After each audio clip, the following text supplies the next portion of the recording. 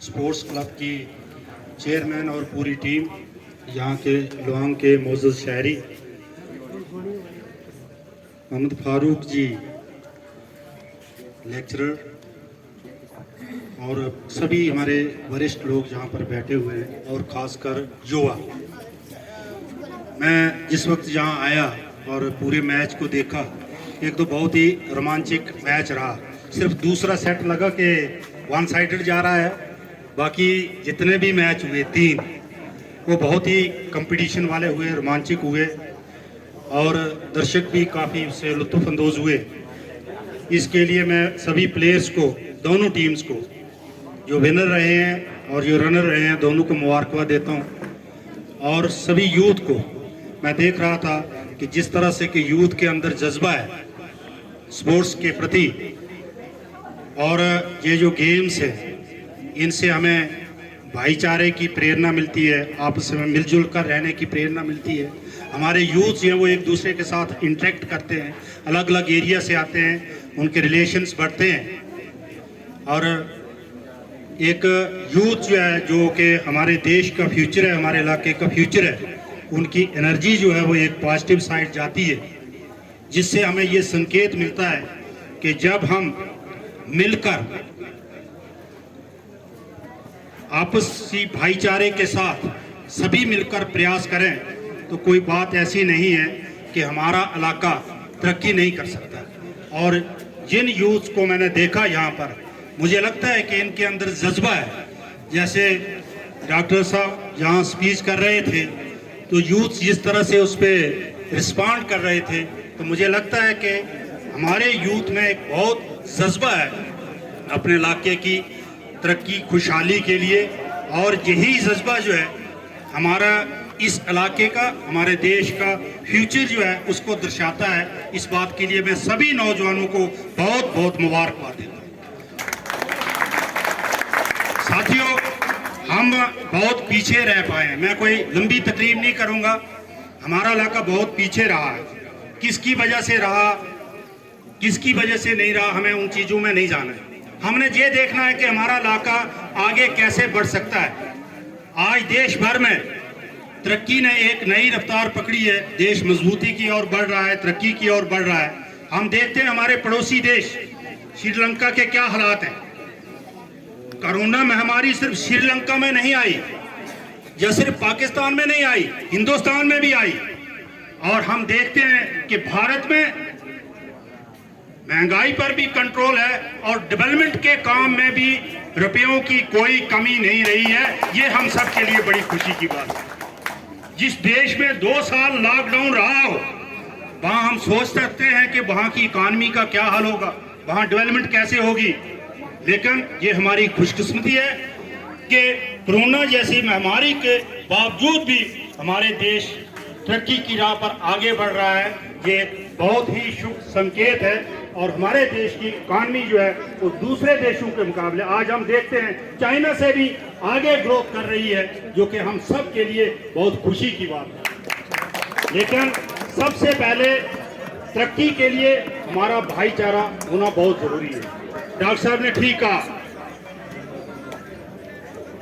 कोई भी अनासर किसी भी धर्म के अंदर शरारती निकल सकता है, वो एक धर्म के अंदर नहीं है तो किसी के अंदर भी निकल सकता है।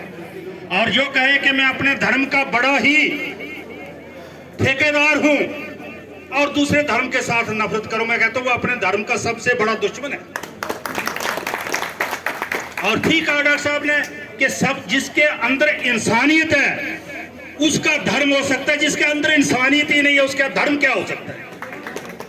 धर्म तो इंसान के सुधार के लिए, इंसान बुराइयों से बचे, अपने समाज की सेवा करे, अपने देश अपने इलाके की फलाह बहबूद के लिए अपना योगदान दे, बुराई से डरे। जो धर्म के नाम पर बुराई करना शुरू कर दे तो वो पहले इंसान ही नहीं है।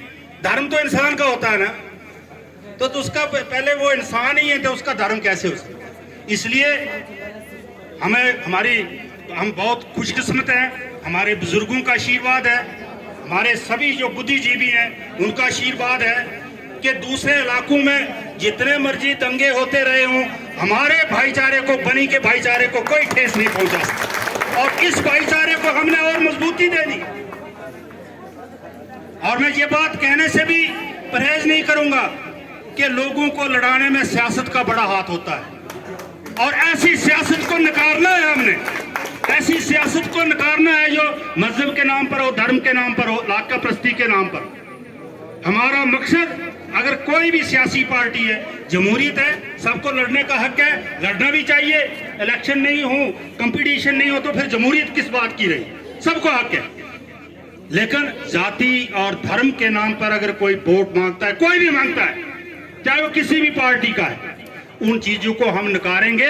मुझे पूरा विश्वास है हमारा इलाका जो है वो दिन दुगनी रात दुगनी तरक्की करेगा। और हमारे इलाके में बहुत ज्यादा पोटेंशियल है, बहुत ज्यादा पोटेंशियल है। जहां पर रोड्स का जिक्र किया, रोड्स की पैसे की बनी कॉन्स्टिट्यूंसी के लिए कोई कमी नहीं रहेगी। हारे जीते कोई, हम सब मिलकर संघर्ष करेंगे। रोड कनेक्टिविटी और टूरिज्म की बनी कॉन्स्टिट्यूंसी में कोई कमी नहीं रहेगी। इसके लिए हम सब ने मिलकर प्रयास करें, क्योंकि इसके साथ हमारे आने वाली पीढ़ियों का भविष्य जुड़ा हुआ।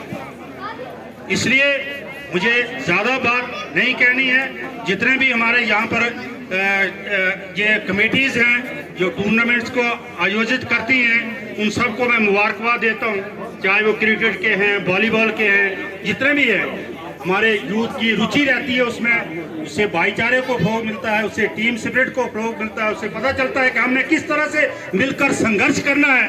और आगे बढ़ने के लिए वही इलाका आगे बढ़ता है जो इलाका मिलकर संघर्ष करता है।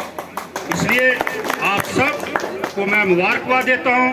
और ये जो कमेटी है इस टूर्नामेंट की, उनका भी मैं शुक्रिया अदा करता हूं। उन्होंने मुझे यहाँ आने का मौका दिया, और फिर भी मौका लगेगा, हम बार बार आपके बीच उपस्थित रहेंगे जब भी आप हमें कहोगे। हम सब ने अब डॉक्टर साहब जी, तो डॉक्टर साहब जी कह रहे हैं कि हमारे रोड के जो हैं मसले, मैं नहीं चाहता कि ऐसे अनाउंसमेंट तो मैं करता नहीं हूं, क्योंकि वो अच्छा नहीं लगता है। अनाउंसमेंट करना अच्छा नहीं लगता है। जब काम हो जाए, शुरू हो जाए तो लोग बोलते हैं।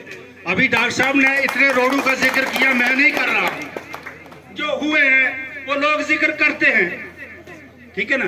तो अपनी तारीफ खुद करना थोड़ा अच्छा नहीं लगता है, ठीक है। हम फिर मिलकर कोशिश करेंगे, और मैं आपको यकीन दिलाता हूं कि किसी भी डेवलपमेंट के लिए किसी किस्म के डेवलपमेंट के लिए जितना पैसा चाहिए उसमें कोई किसी तरह की कमी नहीं रहेगी। मैं आपको यकीन दिलाता हूं, अगर 21 रोड का काम बड़ी कॉन्स्टिट्यूंसी के अंदर आज चाहे वो मुकम्मल हो चुका है या चल रहे हैं, तो ऐसी कोई बात नहीं है, आगे 4-5 साल में 20-25 रोड और जरूर आएंगे। डॉक्टर साहब आप चिंता मत। इसलिए आप सबका बहुत बहुत धन्यवाद, बहुत बहुत शुक्रिया। बड़ी बार यहाँ पर लुआंग आने का मौका मिलता है, लेकिन लुआंग से जब मुझे बुलावा आता है तो आने तो मैं आ जाता हूँ, लेकिन यहाँ पर मेहमान नवाजी बड़ी ज्यादा है लुआंग की, बहुत ज्यादा मेहमान नवाजी, बहुत ज्यादा मेहमान नवाजी है। मैं सोचता हूँ मैं घर का आदमी हूँ तो मेरी इतनी मेहमान नवाजी क्यों करते हैं? घर के आदमी की थोड़ी करनी होती है, बाहर का आदमी आए उसकी करनी होती है। इसके लिए भी आपका बहुत बहुत शुक्रिया, धन्यवाद। जय हिंद, जय भारत।